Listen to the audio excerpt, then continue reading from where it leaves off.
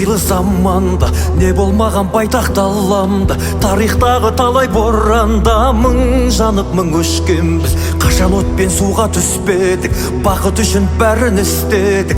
Бірлігіміз бойға күш беріп сан сынақты кешкенбіз. Күлтегіміз қаған білгенбіз, құламаған елміз мүлде біз. Көк аспан мен көк ту астында күн сөнгенше біргеміз. Қыран қазақ бері кіргенбіз, құламаған елміз мүлде біз. Әлі бізде алар асу көп, бәрімізде біргеміз.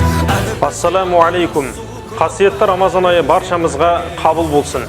Кімдегім ораза айында ораза ұстау үшін аузын аштырса, ораза ұстаған адамның сауабындай сауабы алады деген пайғамбарымыз саллаллаху алейхи вассаламның асыл өсиеттерін негізге ала отырып, біздер Жылой аудандық орталық мешітінің ұйымдастыруменен, ерікті жамағаттардың қолдауыменен бүгін 100-ге жуық отбасыға ауыз ашар дастарханын ұйымдастырдық. Аллах Тағала осы ниетімізді қабыл етсін.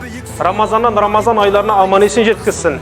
Қасиетті Рамазан айында тұтқан ораза, тілеген дұға тілектерімізді қабыл қылып, Алла Тағала баршамызға жақсылық берсін.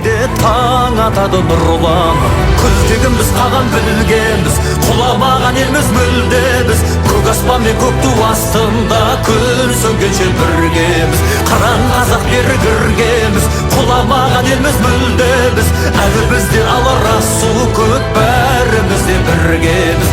Әлі бізде алар асу көп, бәрімізде біргеміз.